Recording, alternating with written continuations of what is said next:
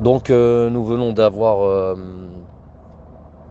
le tirage au sort de cette Coupe du Monde tant attendue. Nous y voilà. Voilà le début de l'aventure Coupe du Monde 2022.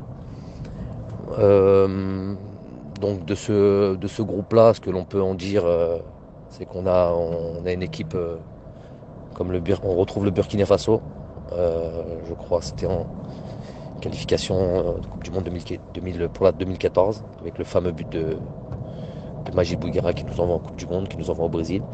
Donc on retrouve le Burkina Faso. C'est toujours une équipe, c'est vrai qu'elle a été absente de la dernière édition de Coupe d'Afrique.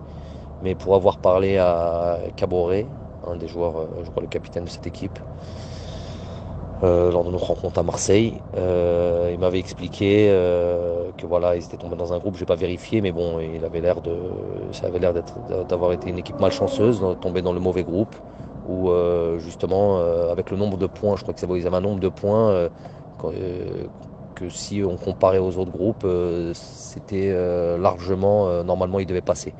En gros, avec le nombre de points qu'ils avaient, tellement le groupe était serré, ils ne sont pas passés de justesse. Donc ça va être le gros morceau, évidemment. Chapeau 2, un bon chapeau 2 quand même.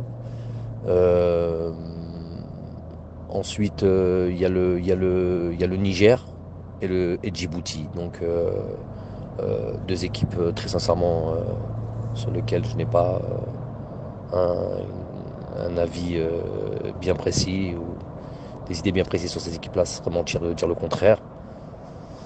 Donc voilà, on a l'ensemble du groupe maintenant. On va pouvoir évidemment se mettre bien au boulot sur justement approfondir nos connaissances par rapport à ces adversaires et ces équipes-là. Voilà. Chaque match sera évidemment une bataille. C'est une qualification de Coupe du Monde qui est au bout, mais voilà, on fait preuve d'optimisme et on va essayer de voilà, déployer toutes nos forces et toute notre, si je peux m'exprimer ainsi, savoir-faire pour pouvoir voilà, prétendre à être finir premier de ce groupe-là pour déjà passer cette phase-là d'arriver au match de barrage. Mais bon, comme je l'ai souvent dit, je le répète, tout le monde est averti.